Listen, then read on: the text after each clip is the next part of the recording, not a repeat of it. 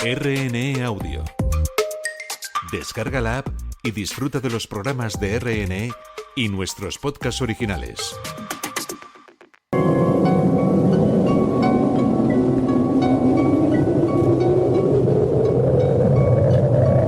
Solo cuando el túnel está en la más absoluta oscuridad es cuando puede volver otra vez la luz.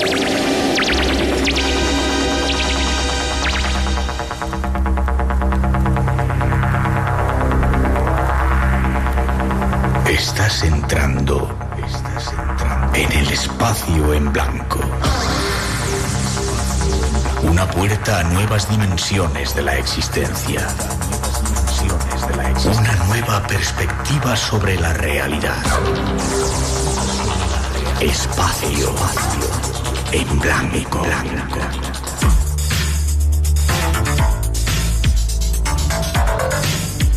Una producción escrita y dirigida por Miguel Blanco.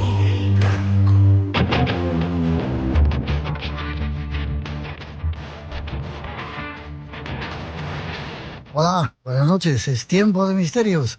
Comienza el espacio en blanco.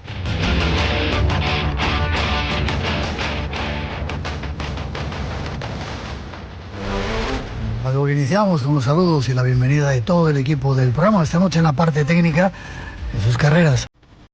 Es un poco mala persona. Jesús Carreras, nuestro compañero. Y además, Pilar Bobadilla en la producción, Juan Gómez en la redacción y Televilas en la locución. Además, como siempre, Natalia Setillas en la realización y coordinación. Y este que os habla, Miguel Blanco. Para todos nosotros un placer y un honor compartir estas 2 horas especiales de tiempo de radio. Tenemos forma de comunicar con todos vosotros. Déjate caer en nuestras redes. eBlanco Radio RNE. Por WhatsApp 633 50 50 11. Y en el mail espacioenblanco@rtve.es. Redes sociales que como siempre controlan Juan Gómez, Ramón Álvarez y Antonio Baena, dispuestos ya para recibir vuestras comunicaciones.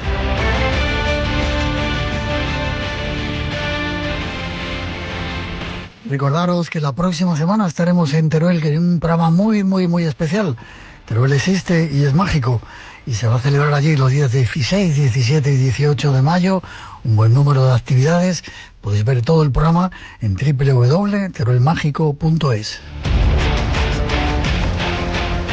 Nosotros haremos el programa el sábado 17 a las 8 de la tarde, a las 20 horas, desde el Teatro Marín, con entrada gratuita a todos los actos.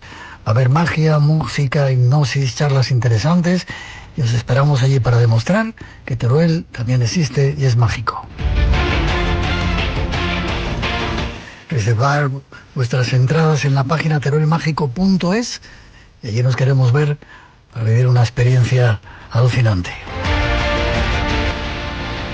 Y para hoy esto es parte de lo que os hemos preparado. Ahí os dejamos un avance.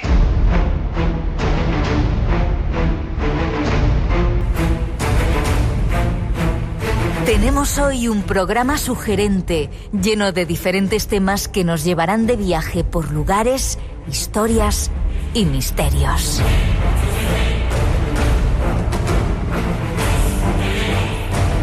Comenzaremos yendo a una tierra sagrada.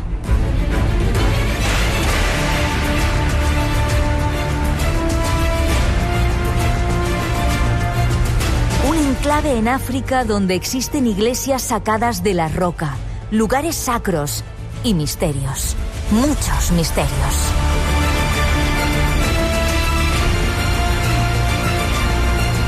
Entre otros, el Arca de la Alianza.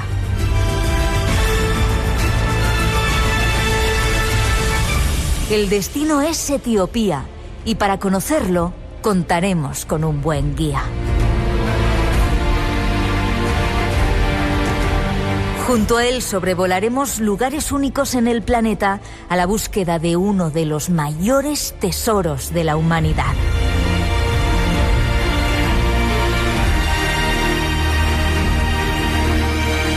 Seguiremos junto a un nuevo invitado tras la pista de mujeres que ayudaron a construir nuestra historia y nuestras más profundas raíces.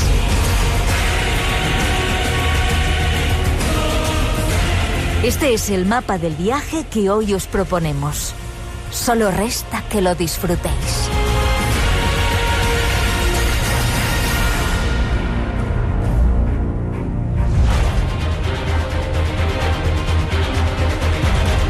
Estas son las intenciones que tenemos preparadas para hoy. Ya solo nos resta saludar a nuestro primer invitado, todo un personaje, Tito Vivas. Buenas noches, Tito. Hola, muy buenas noches a todos, ¿qué tal? Qué ganas tenía de tenerte en el programa. Sí, la verdad es que es mutuo, yo también tenía ya ganas. Sí, señor, hemos ido por diferentes lugares, por diferentes caminos a los mismos destinos y hoy por fin nos encontramos aquí en el Espacio en Blanco. Así que bienvenido. Ya era hora. Sí, señor. Muchísimas gracias. Gracias a ti siempre. Te vi el otro día, como te decía, en el programa de Calleja, en Egipto, con ese montón de personajes también. Vaya viaje que os pegasteis, ¿eh? Una gran aventura, sin duda, y además con un montón de proyectos súper exclusivos que yo en muchísimos años de trabajo y de haber vivido allí en Egipto ni siquiera había tenido oportunidad de disfrutar, y la verdad es que, bueno, fue una producción por todo lo alto, fue un año de trabajo, fue muchísimo esfuerzo, muchísimo sacrificio, pero desde luego el programa ha merecido la pena, el resultado es impresionante. Ha merecido la pena. ¿No habías subido nunca al Monte Sinaí? Era la primera vez que subía al Monte Sinaí. Había estado en el monasterio de Santa Catalina, sí. Conocía el enclave, pero el ascenso era la primera vez. Un sitio también muy especial. Déjame que te presente, licenciado en Historia por la Universidad de Alcalá, te especializaste en Egiptología en la Universidad de Pisa, diriges el proyecto Sociedad Histórica de Viajes y Expediciones y has colaborado en excavaciones en Egipto. Sí, he participado en varios de los proyectos que algunas instituciones españolas pues tenemos por allí, en Luxor, en Asuán, y bueno, pues también en algunos proyectos de investigación propio que me llevaron también a la zona de Luxor o a la Universidad Americana del Cairo también. Bueno, van siendo periodos que la vida te va poniendo y que uno va sacando adelante. Y has sacado unos cuantos libros, algunos hablando de Egipto, y yo tenía muchas ganas de leer y de compartir contigo la historia fabulosa de un viaje a Etiopía, la leyenda del Arca de la Alianza. No te voy a preguntar más del libro, vamos si quieres con la primera introducción porque tenemos poco tiempo y nos vamos de viaje a Etiopía, ¿te parece? Adelante.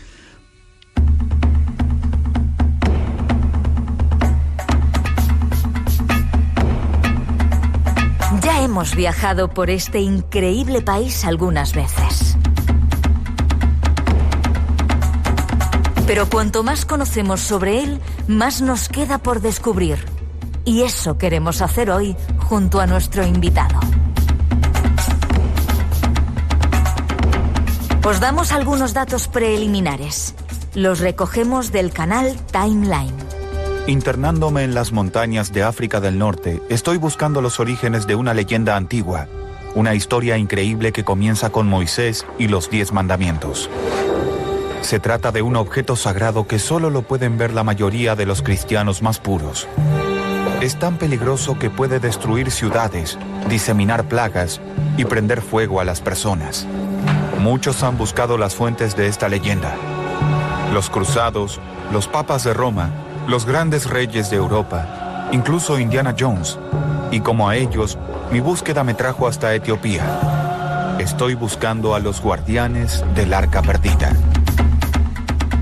Acompáñanos en una fascinante expedición por Etiopía, la única nación africana que nunca fue colonizada, mientras seguimos las huellas de una de las mayores reliquias bíblicas, el Arca de la Alianza.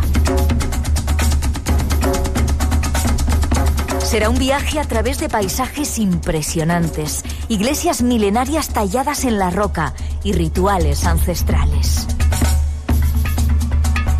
Más que una búsqueda arqueológica, esta travesía revela cómo la fe puede ser más poderosa que la realidad, en un lugar donde la historia y la leyenda se han hecho inseparables. Qué país tan increíble, Tito, Etiopía. Para mí es uno de esos países que no tienen comparación con ningún otro, no se parece absolutamente a nada y como bien decían ahora mismo es un país que tiene una serie de características y de peculiaridades en África que lo hacen completamente diferente a cualquier otro lugar del continente. Vamos a dejarlo del Arca de la Alianza, si te parece, para el final, y vamos a relatar algunos de los lugares increíbles que hay, como el lago Tana, por ejemplo. Qué sitio, ¿eh? Ahí es donde dicen también que atracó en su viaje, en su periplo, el Arca de la Alianza, ¿no? En ese lago. Es donde arranca, por decirlo de alguna manera, la leyenda y la historia. Cuando el arca llega hasta Etiopía, luego entraremos, si quieres, en las teorías o las hipótesis sobre cómo llegó hasta Etiopía. El primer lugar donde lo ubican, la leyenda, el primer emplazamiento, lo localiza en una isla, una pequeña isla remota que está en el corazón de ese lago, en el lago Tana, que se llama Tanakirkos. La isla se llama Tanakirkos. ¿Por qué nunca fue conquistado ese país? ¿Es cierto eso? Porque muchas naciones africanas cayeron bajo el yugo de los europeos, pero Etiopía no. No, en Etiopía los italianos lo intentaron en varias ocasiones, pero es verdad que la orografía ayudó mucho a los etíopes y en varias ocasiones, en varias batallas, la más famosa es la batalla de Adwa, pues los etíopes siempre consiguieron paralizar, siempre consiguieron frenar a esos colonos, que en este caso eran italianos. Aún así, la influencia italiana en Etiopía es muy grande en la arquitectura de sus ciudades más modernas, incluso en la gastronomía, ¿no? Se come mucha pasta y se come pizza incluso, pero a nivel, digamos, legal, efectivamente es la única nación de África que nunca fue colonia. ¿Y por qué la conocemos solamente, o se ha conocido hace tiempo ya, por las hambrunas? ¿Qué pasa? Que de repente les cae una plaga bíblica y llega ese hambre que se lleva por delante a un montón de gente. Es curioso porque es verdad que en los años, sobre todo en los años 80, 90, yo recuerdo esas grandes hambrunas, ¿no?, que nos llegaban a través de ONGs que intentaban paliar pues esas imágenes, pues de niños desnutridos y con las barriguitas hinchadas, ¿no?, por la desnutrición y demás. La verdad es que Etiopía es un país grande, es un país muy grande y además es un país muy, muy versátil, muy diverso en cuanto a clima, en cuanto a orografía. Y sí es verdad que hay una parte que es el norte, muy montañosa, muy verde, muy, muy fértil, que no tiene nada que ver pues con la zona del sur, que es un poco más la idea, ¿no?, de sabana ya desértica que tenemos de algunas partes de África, o toda la parte, sobre todo, más oriental, que es donde está el desierto del Danakil, todo lo que es la zona más cercana a la garganta, al valle del Rift, que obviamente es mucho más desértico.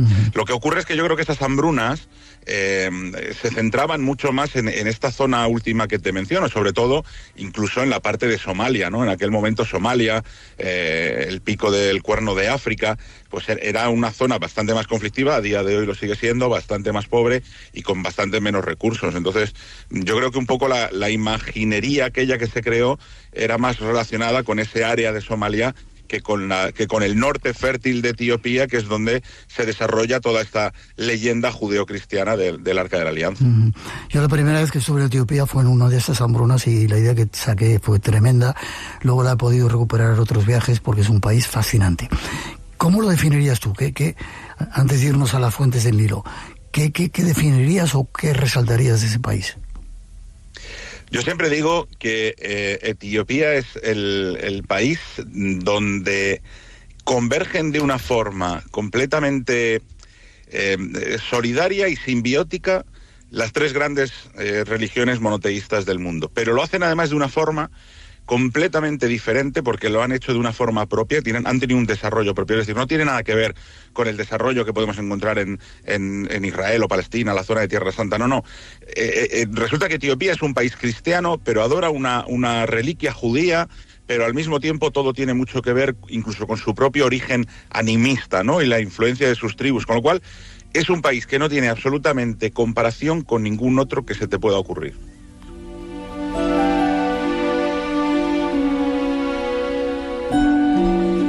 Hablas de religiones. En alguna parte de tu libro he leído sacerdotes exorcistas. Hay sacerdotes exorcistas ahí que hagan cosas de esas terribles que a veces hemos visto. Sí que los hay, claro. Toda la parte cristiana de Etiopía, ellos son ortodoxos, no pertenecen porque se escindieron, pero el origen lo tienen en la iglesia copta de Alejandría, es decir, su origen es egipcio, pero claro, dentro de su clero, dentro de toda su estructura eclesiástica, tienen su papa, tienen su patriarca, tienen sus obispos y por supuesto tienen sus exorcismos dentro de la perspectiva, obviamente no católica, pero sí ortodoxa etíope. Y sí, yo he tenido oportunidad de presenciar en algunos lugares.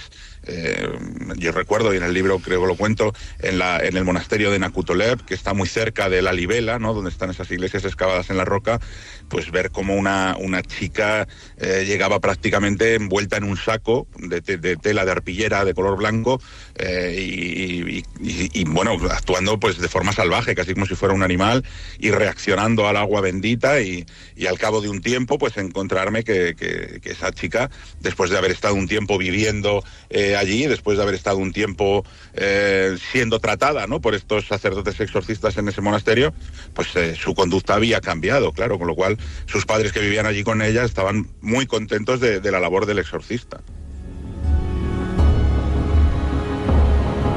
Dar las gracias también esta noche a Marcos Gómez y Juan Gómez, que están aquí con nosotros velando por el programa. Vamos a lugares también increíbles, las fuentes del Nilo. Ese Nilo que se une con el otro Nilo y va a ese otro país sagrado. Qué increíble lugar ¿verdad? Sí, es uno de los paisajes probablemente, yo creo que junto con las cataratas Victoria, ¿no?, o algunos de estos enclaves que son míticos en África, pues para mí es uno de los más espectaculares. Las cataratas, ¿no?, la cascada de Tisisat al sur del lago Tana, que están consideradas precisamente, bueno, pues el arranque, el nacimiento de ese Nilo azul, que en realidad es el que llevaba toda esa crecida y toda esa fertilidad hasta el antiguo Egipto. Un lugar para no perdérselo. Y hay un montón de etnias que están perdidas ahí en mitad de esas sabanas, ¿verdad? Diferentes, además. Sí, la verdad. Claro, lo cierto es que en realidad toda Etiopía es un conglomerado de tribus muy antiguas y de lo más variadas. Hay algunas que son cristianas y hay otras que no, que siguen siendo animistas. Hay algunas que son mucho más extensas y hay otras pues que quedan prácticamente un puñado de personas nada más. Y uno se encuentra pues desde tribus que hoy en día prácticamente son mayoría y gobiernan, por ejemplo, el propio gobierno del Estado, ¿no?, el propio gobierno del país, a otras pues que son prácticamente, no digo que no tengan un contacto socialmente con el resto de la sociedad o con Occidente, pero bueno, quien no ha visto, quien no recuerda a los Mursi o a estas tribus que se colocan los platos enormes en los labios inferiores de la boca y demás, ¿no? Pues todas estas tribus todavía conviven allí en Etiopía. No sé si te pasaba a ti cuando fuiste, era curioso porque, bueno, ya se han mercantilizado, como van algunos turistas o viajeros hasta allí, te cobraban, no sé si era $1 por foto, y enseguida buscaban a varios niños y decían, no, es que es $1 por persona. Si había 3 niños eran $3. Sí, bueno, esa picaresca que en realidad a todos los viajeros nos pica un poco, ¿no?, y nos molesta. Que la habrán aprendido. Al fin y al cabo la hemos provocado nosotros. Exactamente, la habrán aprendido de nosotros, sí. Eso es. Pero bueno, era curioso verlos como eran así. Que no se me olvide de saludar a Fekadu, que seguramente era nuestro guía, nuestro embajador allí en Etiopía y seguramente estará escuchando este programa. Primeros datos con Tito Vilas esta noche en nuestro programa. Vamos a ir a buscar cosas sagradas.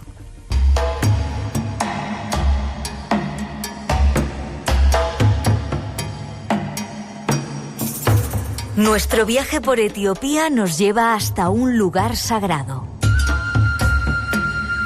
la Libela. Recogemos los primeros datos del canal Viaje Narrativo. En lo alto de las montañas del norte de Etiopía, a 1,5 millas sobre el nivel del mar, se encuentra la ciudad de la Libella. Cada año, decenas de miles de fieles hacen el arduo viaje aquí, a pesar de su ubicación remota, para visitar 11 de los lugares sagrados más extraños de la Tierra. Es uno de los lugares más misteriosos de África. Es un complejo de 11 iglesias monolíticas que están excavadas en el lecho rocoso. Se construyen de arriba hacia abajo. Es el único lugar en la Tierra que tiene catedrales que se construyen bajo tierra en lugar de construirse en la superficie. ¿Qué hace que las iglesias sean tan únicas? No es solo la construcción de sus edificios, que no se parece a nada en el mundo, sino también la sensación de otro mundo de los complejos donde se pueden encontrar estos diferentes monumentos. Entrar en el complejo de iglesias era casi como entrar en otro reino, casi como si los que construyeron tuvieran una función ritual, y eso era acercarse a Dios. Conozcamos algo más de este fascinante lugar. La Libela.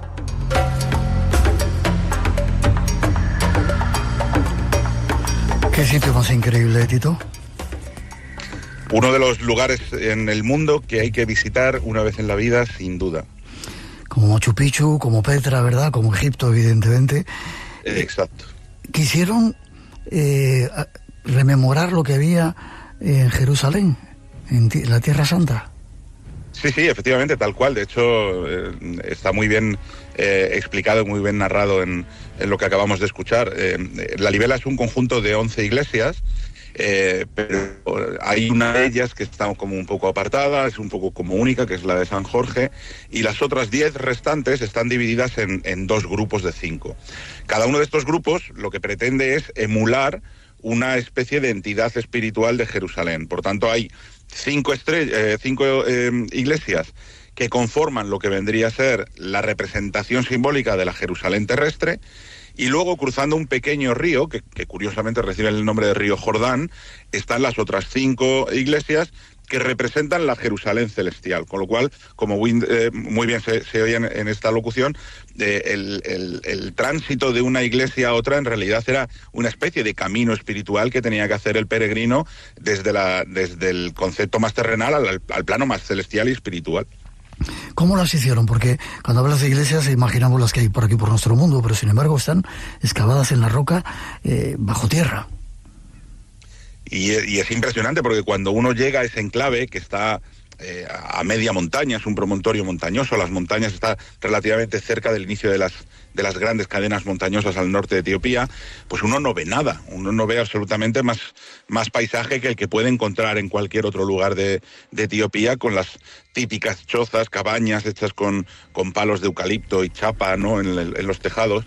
Y sin embargo hay toda una ciudad subterránea de iglesias que están excavadas en la roca de color rojo, ¿no?, del suelo de esa ladera, de esa montaña. Por lo tanto, a primera vista uno no ve nada. Hasta que no empiezas a adentrarte por pequeños huecos, pequeñas oquedades, pasadizos, que se abren de pronto a un espacio relativamente abierto. Digo relativamente porque, claro, hay que imaginar que la iglesia está completamente excavada en el suelo. Por lo tanto, el vacío que queda alrededor de la iglesia o de las iglesias no es más que una especie de corredor que da la vuelta alrededor, pero que está excavado en el mismo suelo, con lo cual, si no fuera desde luego por esos techos de protección de lona blanca que colocó la UNESCO hace unos años, uno no se da cuenta cuando llega a Roja. Yo, bueno, lo llamo Roja, que es como se lo denominan ellos, ¿no? El nombre de la ciudad es Roja. La Libela es el nombre que recibe porque es el nombre del rey que manda a construir esas iglesias, el rey Lalibela.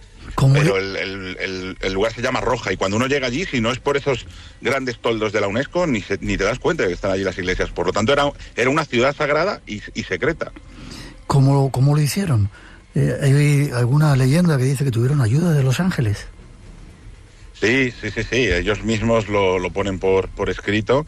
Ellos cuentan que cuando el rey Lalibela ordena la construcción de estas iglesias, primero se cuentan 2 cosas. Primero, que contó con la ayuda de caballeros blancos, ¿no? Y esto es lo que relaciona parte de la leyenda de Lalibela directamente con los templarios, ¿no? Ahora te iba a preguntar sobre esas leyendas de hombres blancos para hombres negros, pero sigue. Exacto, y la otra leyenda dice que lo que los hombres hacían durante el día, todo el trabajo que los hombres podían llegar a cometer durante el día, los ángeles lo duplicaban por la noche. Qué curioso. Hay una, la Bete Medane Arem, no sé si está bien pronunciado, no sé si es la catedral más importante. Sí, de las...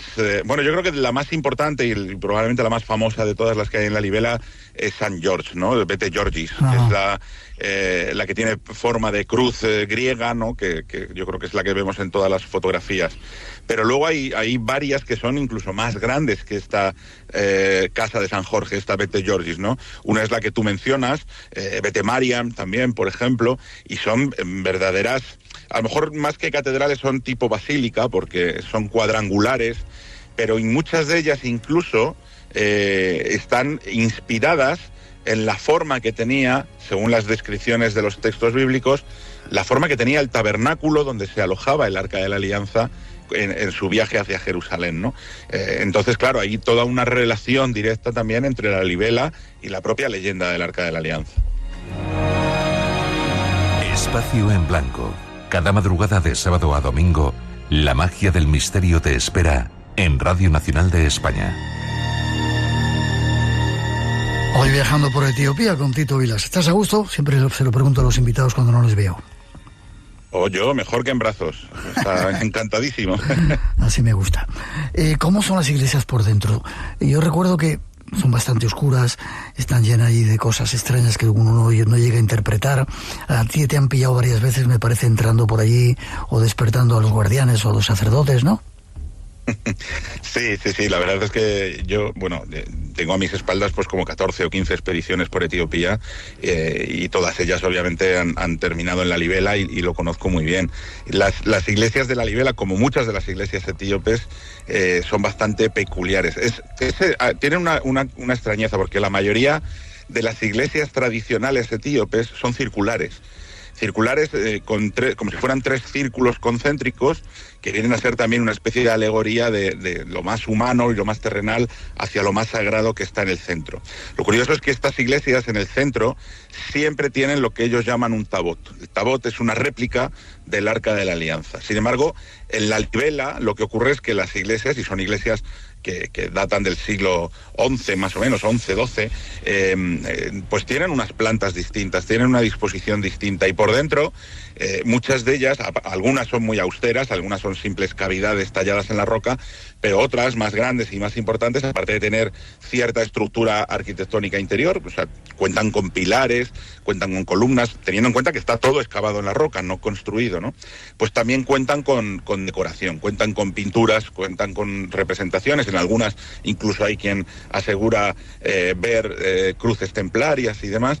Y es muy curioso porque hay una de las iglesias, que una de estas columnas centrales, uno de los pilares centrales, lo tiene vendado, está completamente tapado con una tela de arriba a abajo, ¿no? Y no dejan que nunca se pueda ver, porque está tapado con cortinas y demás. Y yo siempre que le preguntaba a estos sacerdotes por qué esta y no otra de las columnas de esta iglesia, o por qué no otras columnas en las iglesias están tapadas, y entonces ellos me decían que porque lo que hay en esa columna no se puede ver, de lo que uno deduce que en esa columna están inscritos, tallados, escritos sobre la piedra, los 10 mandamientos, y por tanto esa columna actúa como si fuera la réplica del Tabot, la réplica del Arca de la Alianza, la réplica de las tablas que bajó Moisés del Sinaí según el Éxodo.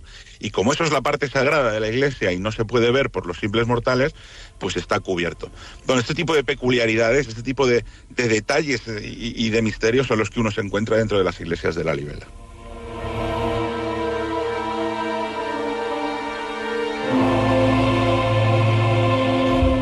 Otra peculiaridad que tienen son las cruces. Son diferentes a las cristianas, ¿verdad? Hay diferentes tipos de cruces. Hay diferentes tipos de cruces y además hay mucha variedad de cruces, con lo cual, desde un punto de vista más cultural que artístico, pues también ha despertado muchas hipótesis. La mayoría de las cruces, al ser ortodoxos, suelen ser pues tipo griego, ¿no? Todos los 4 brazos de la cruz tienen el mismo tamaño, la misma longitud. Sí existe alguna cruz latina, ¿no? Donde uno de los brazos es más largo, pero también existen otro tipo de cruces que recuerdan más a las templarias. Hay incluso esvásticas, como si fueran cruces gamadas en algunas ventanas, y hay incluso muchísimas estrellas de David, porque no hay que olvidar que al fin y al cabo ellos siguen adorando una reliquia judía relacionada directamente con la leyenda de Salomón, y por tanto tienen ese nexo tan fuerte, tan grande también en la simbología con esta tradición judía. Ahora iremos a hablar un poco de todo ello. Supongo que llevarías el bastón ese que llevan ellos, ¿no? Que en la parte de arriba lleva algo de metal. No sé si no sé cómo se llama. Es un bastón que se utiliza... mira, no recuerdo ahora mismo exactamente el nombre porque es un nombre bastante complicado, pero es una especie de báculo bastante alto, suele tener más de 1,5 metros, es casi tan alto como... lo normal es que te llegue por el hombro, ¿no? Que a una persona de estatura media le llegue por el hombro, porque es un báculo que se utiliza durante las misas. Las misas en Etiopía todavía son cantadas, son recitadas, y son muy largas, son larguísimas. Entonces, durante prácticamente toda la misa se está de pie y se está cantando, con lo cual ese bastón sirve para dos cosas. Una, a veces para ir golpeando y haciendo ruido rítmico, ¿no? Para ir marcando el ritmo de la oración, y otras veces lo que hacen es que lo colocan debajo de la axila para apoyar el peso del cuerpo en ese bastón y descansar un poco las piernas durante la misa, ¿no? De modo que efectivamente todo aquel que veas que va pues con esa devoción religiosa cristiana, que va a acudir a una misa o cualquier cosa, lo vas a ver siempre generalmente portando uno de esos báculos.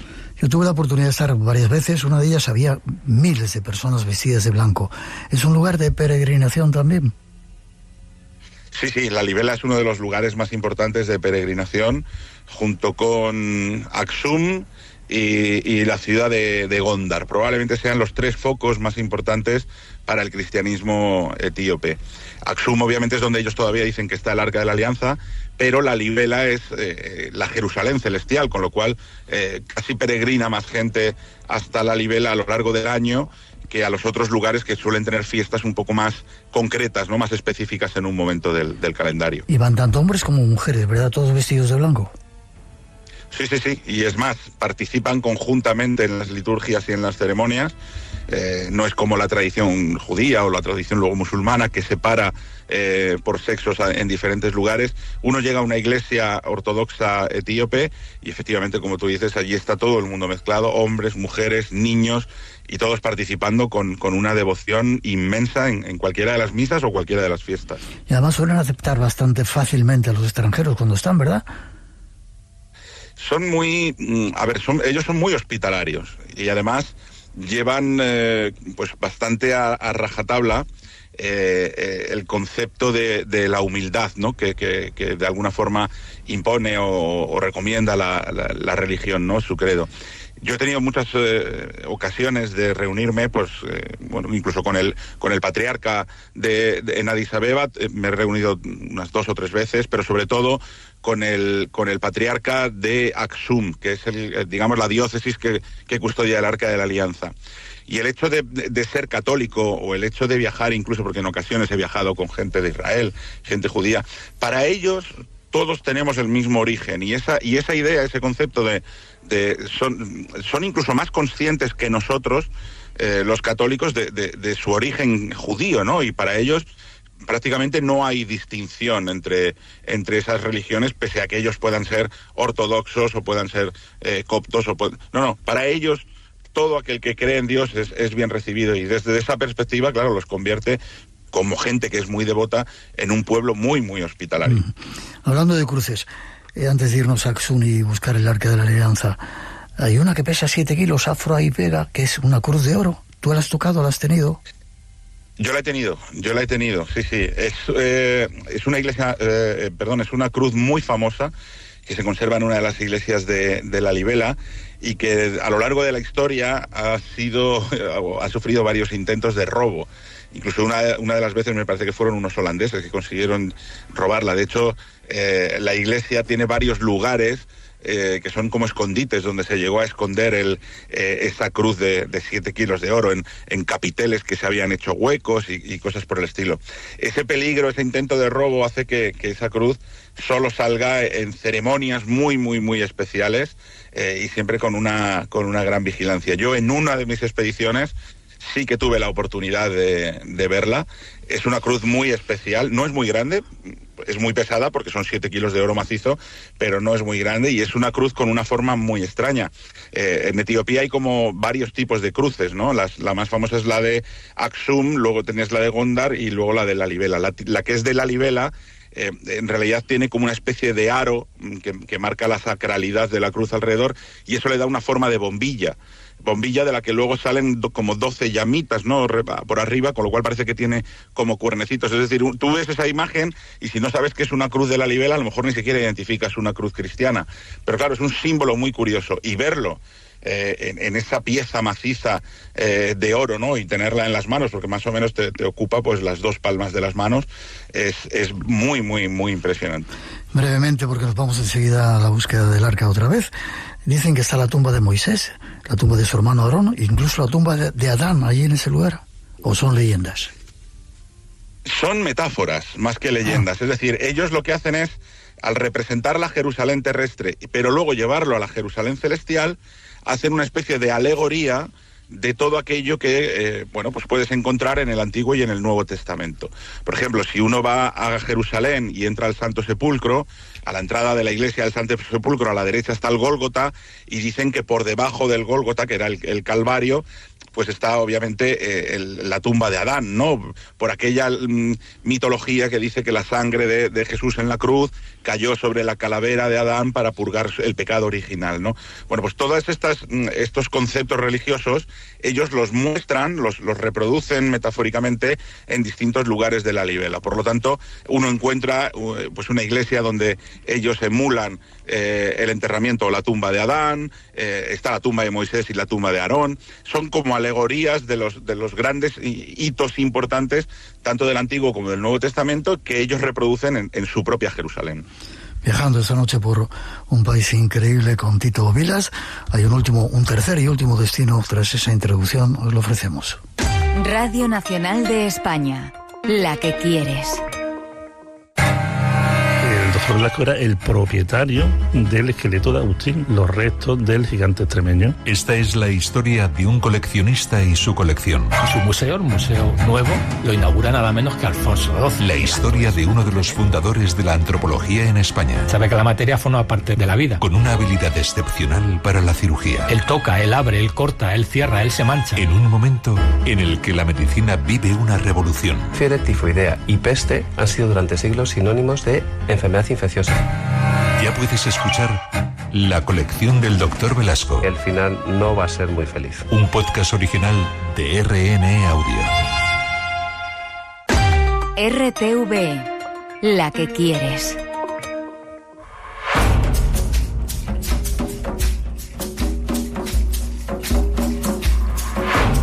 Un nuevo destino nos espera en estas tierras etíopes.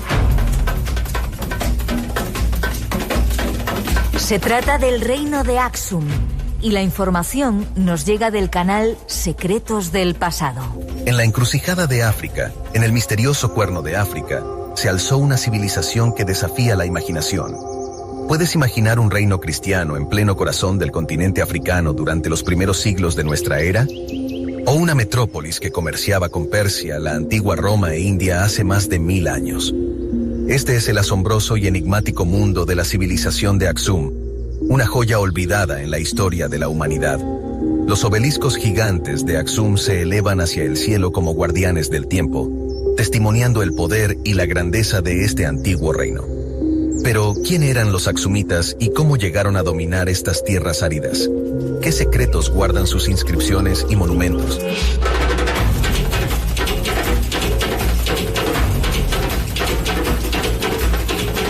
Viajemos para conocerlos. Si Lalibela era un lugar increíble, Aksum es otro de ellos, ¿verdad? Sin duda, sin duda. De hecho, es más antiguo que Lalibela y fue la capital del imperio durante muchísimo tiempo. Vale, nos habíamos quedado antes con leyendas de hombres blancos para hombres negros, que tenía que ver, decías, con el Arca de la Alianza. ¿Qué tiene que ver esto? Esos hombres blancos, ¿quiénes eran? Pues según la leyenda, tenemos que remontarnos nuevamente a ese rey llamado Lalibela, ¿no? Estamos en la época de las cruzadas, la famosa época de las cruzadas. Lalibela es el heredero legítimo al trono de Etiopía, ese reino de Aksum, ese reino de Abisinia, pero su hermano le usurpa el trono y lo destierra. Bueno, pues este rey Lalibela lo que hace es que se refugia en Jerusalén en plena época de las cruzadas, ¿no? Y allí, bueno, pues coincide durante esa época de lucha con un grupo de sacerdotes que lo que están es buscando el Arca de la Alianza en los túneles que hay por debajo de la explanada del templo de la ciudad de Jerusalén. Es decir, son los templarios, ¿no? La orden templaria. De hecho, cuando se los expulsa, cuando los árabes expulsan a los cristianos, entre ellos a los templarios de Jerusalén, pues es como que todos se refugian en la isla de Chipre, y allí en Chipre es donde bueno, pues el rey Lalibela le pregunta a estos caballeros qué es lo que estaban buscando, y cuando los caballeros le dicen que el Arca de la Alianza, pues Lalibela les cuenta que el Arca de la Alianza lleva en su país siglos, ¿no? Desde según la leyenda, desde la época del propio rey Salomón. Entonces la leyenda cuenta que estos caballeros blancos vuelven con el rey Lalibela hasta Etiopía, lo ayudan a recuperar su trono, y se pone en marcha la construcción de esas iglesias de Lalibela, con la intención de que haya una nueva Jerusalén sagrada allí, y poder trasladar el Arca de la Alianza desde Aksum hasta Lalibela, porque el Arca hasta entonces había estado custodiada en esta ciudad de Aksum. Luego la leyenda también dice, otra de las hipótesis es que estos caballeros blancos pudieron haberse llevado el Arca hasta la primera de las catedrales que van a construir en Europa, que es la catedral de Chartres, la primera gran catedral templaria que se construye en Francia. Cuéntanos brevemente, si puedes, la historia o la leyenda o lo que se cuenta acerca del Arca de la Alianza y cómo llega hasta Etiopía, si es la verdadera o es una copia. Ellos mismos tienen su propia leyenda de cómo el Arca de la Alianza llegó hasta Etiopía, y todo tiene que ver obviamente con el rey Salomón, pero también con su reina llamada Maqueda, lo que nosotros, según nuestra tradición bíblica, conocemos por la reina de Saba. En la Biblia no se dice su nombre, pero en la tradición etíope sabemos que se llama Maqueda. Bien, Maqueda es una figura muy importante en el reino de Aksum. Piensa que en ese momento, pues el imperio persa, el imperio romano y el tercer gran imperio de ese entorno del corredor o de ese triángulo africano, asiático, europeo, pues es el reino de Aksum. Esta reina llega a sus oídos el conocimiento de un rey muy sabio en la zona de Jerusalén, y decide ir a conocerlo. De modo que se marcha hasta allí, conoce al rey Salomón, Salomón se enamora perdidamente de ella, y después de pasar un tiempo como invitada en la corte de Salomón, cuando regresa ella a su país, a su reino, regresa embarazada del rey. Entonces tiene un hijo del rey Salomón en Etiopía, que será el futuro rey Menelik. Menelik, efectivamente, Menelik I. Cuando este Menelik es adulto, decide viajar a conocer a su padre a Jerusalén, y el rey Salomón rápidamente lo reconoce. Y aquí es donde la leyenda dice que le ofrece ser su sucesor, pero Menelik lo rechaza y dice que él lo que quiere es ser rey de la tierra de su madre, que es Aksum, que es Etiopía. Y entonces la leyenda dice que Salomón, para bendecirlo, le otorga el Arca de la Alianza. Hay otras versiones de la leyenda que dicen que Menelik lo roba y se la lleva, cambiándola por una réplica. Pero en cualquier caso, sea como fuere, la forma en la cual el Arca llega hasta Etiopía sería a través de precisamente la figura de este rey Menelik, que es el hijo de Salomón con la reina de Saba. Y según cuentan en Etiopía, esa Arca de la Alianza está en Santa María de Sion, una iglesia de Aksum.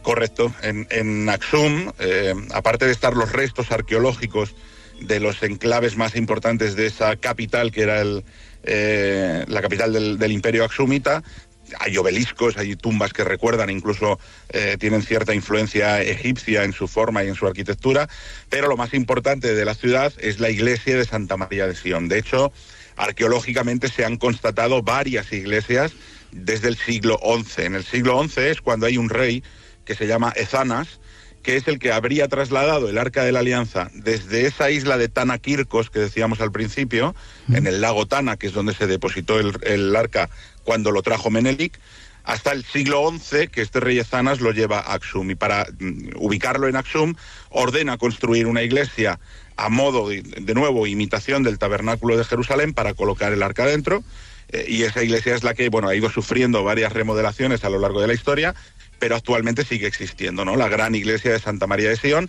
y junto a las iglesias, o los restos de las iglesias, un pequeño santuario que es el que custodia, alberga, donde todavía se guarda a día de hoy el Arca de la Alianza. La verdad es que cuando ves la iglesia te decepciona un poco cuando vienes de la Libela viendo esas otras moles, es un poco extraña la iglesia, ¿no? Y ahí hay un guardián que es el que protege el Arca de la Alianza.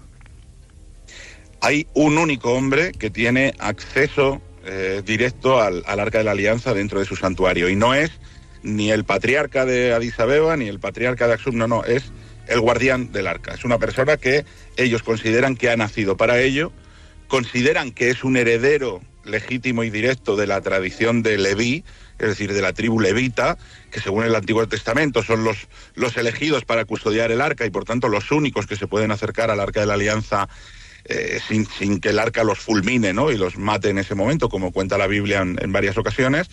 Y ese guardián del arca es el único, digamos, que vive en el entorno del santuario. De hecho, jamás abandona el espacio sagrado del santuario donde se conserva el arca. ¿Y cuando fallece? ¿Su familia es la que sigue? No, él mismo elige entre los diáconos aquel que, digamos, por inspiración divina, el arca le dice que debe ser su sucesor y que va a ser el elegido para seguir esa tradición levítica. Vale, no sé si he leído en el libro, ¿tuviste la oportunidad de hablar con él, con el guardián?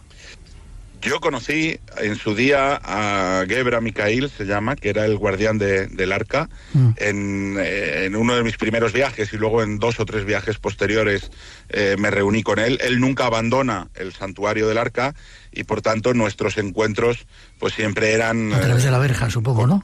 A través de la verja, efectivamente, a través de la reja que custodia ese santuario, y además siempre con un intérprete, con un traductor que nos traducía al inglés, porque él no habla más que el amárico, porque él es de esa tribu, amara, y hablan guis, que es la lengua antigua en la cual están escritas todos estos textos sagrados y todas estas leyendas. Y creo que él dice que no está para proteger el arca, sino para proteger a la gente del arca. Esta es una de las frases que a mí más me impresionó, porque claro, él era muy reacio a hablar conmigo cuando le hablaron de mí, ¿no? De hecho, me consta, porque él me lo dijo, que es muy reacio a hablar con los turistas y con los extranjeros, cosa que llama mucho la atención porque ya digo que el resto de la gente es muy hospitalaria. Sí es verdad que Gebra Mikael estuvo, digamos, o él mismo se sintió traicionado por un viajero blanco, ¿no? Que no es otro que Graham Hancock, ¿no? El famoso Graham Hancock, que en su día se hizo famoso escribiendo el libro Símbolo y Señal, y que, bueno, pues le hizo una serie de promesas al guardián que luego, pues nunca le cumplió, ¿no? Yo, en mi caso, viendo que no iba a ser de alguna forma bien recibido si yo me presentaba allí como, pues mira, soy otro viajero curioso que le interesa el tema del Arca de la Alianza, he leído el libro de Hancock y vengo a ver si lo que decía Hancock era cierto, pues sabía que por ahí yo no iba a avanzar nada, ¿no? Entonces, bueno, pues con el simple deseo a lo mejor de conocerlo o lo que fuera, pues en mi primer viaje yo simplemente le dije, mire, yo igual que usted soy cristiano, si usted me da su bendición, pues yo me voy feliz. Y simplemente con ese gesto, pues debe ser que le caí bien al hombre, y a partir de ahí, pues ya digo que tuvimos a lo largo de mis viajes, pues 3 o 4 charlas más, ¿no? Pero es muy curioso porque él, es más, me decía, me estoy quedando ciego, y es porque el arca me va dejando ciego, me va extrayendo la energía. O sea, él decía que envejecía más rápido por culpa del arca. Y claro, yo cuando le preguntaba por esas festividades que se llaman Mejela, que se producen en varios momentos en Aksum, donde supuestamente el Arca de la Alianza sale en procesión, y yo he estado en muchas ocasiones en esas festividades, invitado a esas procesiones de madrugada que son impresionantes. Claro, yo le decía Abba Gebra, ¿no? Que es como le llamaban. Abba es padre, ¿no? Como decir padre Gabriel, ¿no? Padre Gabriel, Abba Gebra. Yo no le veo a usted salir en esas procesiones. Si sale el arca y usted es el guardián del arca, ¿por qué usted no sale, no? Y entonces, claro, ahí se echaba un poco a reír como diciendo, bueno, pues nos has pillado, ¿no? Obviamente en esas procesiones sale una réplica y no sale el arca original. Y claro, yo le preguntaba eso, le decía, entonces su función es proteger el arca, ¿no? Para que la gente no le haga nada al arca, entonces. Y él me decía, no, al contrario. Mi función es proteger a la gente para que el arca no les haga nada.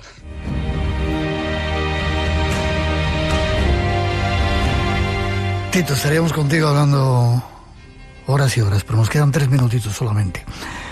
¿Crees que es el Arca de la Alianza auténtica la que está allí? Y luego te pregunto por las estelas, porque los obeliscos que hay allí en acción son increíbles. Pues mira, yo llegué a una conclusión después de muchos viajes, y es, primero, creo que cuando hablamos del Arca de la Alianza como reliquia, confundimos lo que es el continente con el contenido. Es decir, para nosotros, aunque solo sea a través de la película de Indiana Jones, el Arca de la Alianza es una caja de oro, de madera recubierta de oro.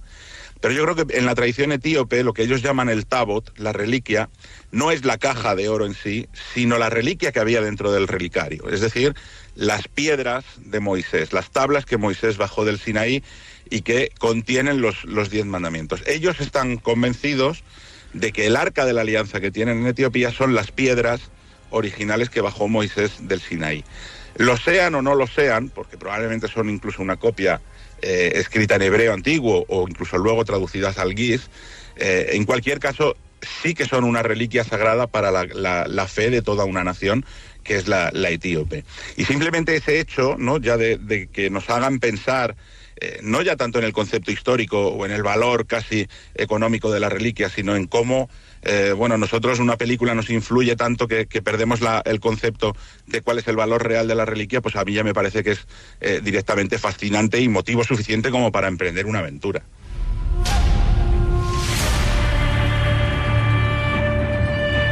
No sé si en un minuto eres capaz de decirme esos obeliscos que hay en Atsum, que son tan increíbles como los que hay o más en Egipto.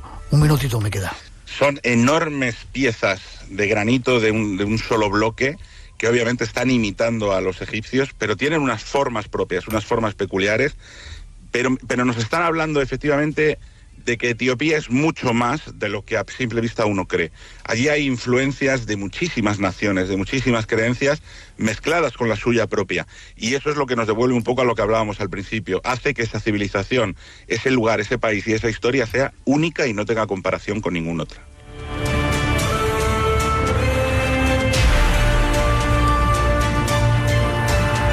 Tito, ha sido un placer estar contigo. Espero que hayas disfrutado estando en el Espacio en Blanco y que no sea la primera vez y no sea la última, sobre todo. Pues un placer. Yo he estado, de maravilla y efectivamente, ojalá no sea la última, cuando queráis. ¿Forma de contacto contigo si quieren saber algo más? Sí, pues a través de mi página web, que es muy sencilla, titovivas.com, y si no, me pueden buscar en redes sociales como Instagram, sobre todo, como Tito Vivas. Como siempre te digo, un placer. Espero que sigamos yendo esos destinos increíbles y que nos sigamos reuniendo. Igualmente, hasta la próxima. Fuerte abrazo, hasta prontito. Chao.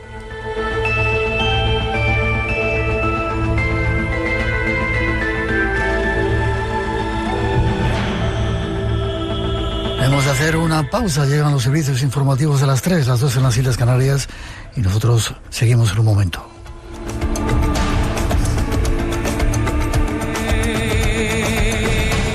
Tras la noticia regresamos celebrando al nuevo Papa León XIV, que por cierto, hoy me he dado cuenta, me lo encontré un día en un avión viajando a Perú y estuvimos charlando, departiendo acerca de cosas de la religión y fue curioso, y ahora es Papa.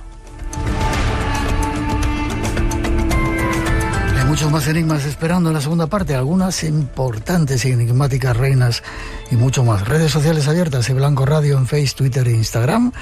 Y recordad que la próxima semana estamos en Teruel, día 16, 17 y 18. Hay un evento increíble en Teruel. Nosotros estaremos el día 17 en el Teatro Marín de 8 a 10 con entrada libre. Podéis conseguir vuestra entrada en www.teruelmágico.es. No os vayáis que enseguida regresamos. Hay más Espacio en Blanco esta noche aquí en Radio Nacional.